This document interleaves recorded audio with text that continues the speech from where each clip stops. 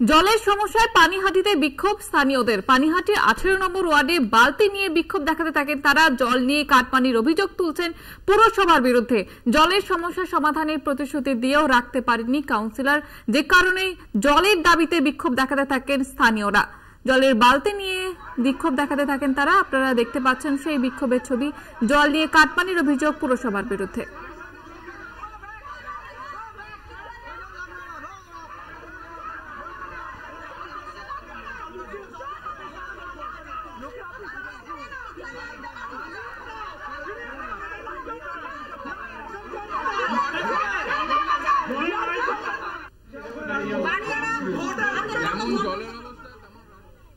আপনারা দেখতে পাচ্ছেন সেই ছবি। জলের দাবিতে বিক্ষোভ দেখাতে থাকেন স্থানীয় বাসিন্দারা। জলের সমস্যায় পানিহাটিতে বিক্ষোভ, স্থানীয়দের হাতে বালতি নিয়ে বিক্ষোভ দেখাতে থাকেন তারা। এই বিষয়ে আরো বিস্তারিত জানবো। প্রতিনিধি জয়ন্ত রয়েছে আমাদের সঙ্গে টেলিফোন লাইনে। জয়ন্ত, কি অভিযোগ উঠছে ঠিক?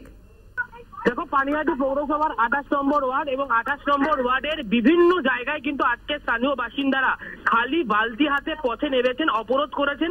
তাদের মূলত যেটা দাবি, স্থানীয় যে কাউন্সিলর তাকে একাধিকবার বলা হলেও তিনি কিন্তু এই জলের সমস্যাটা কিছুতেই মেটাতে পারেননি। শুধু তাই নয়, তাদের আরো একাধিক দাবি যে কেউ 2500 টাকা, কেউ 3000 টাকা দিয়েছিল স্থানীয় কাউন্সিলরের প্রতিশ্রুতিতে। তিনি বলেছিলেন যে গঙ্গা থেকে পাইপ লাগিয়ে সেই জল মানুষের বাড়ি বাড়ি পৌঁছাবে, পিউরিফাই করা জল মানুষের বাড়ি বাড়ি পৌঁছাবে গঙ্গা অ্যাকশন প্ল্যান থেকে।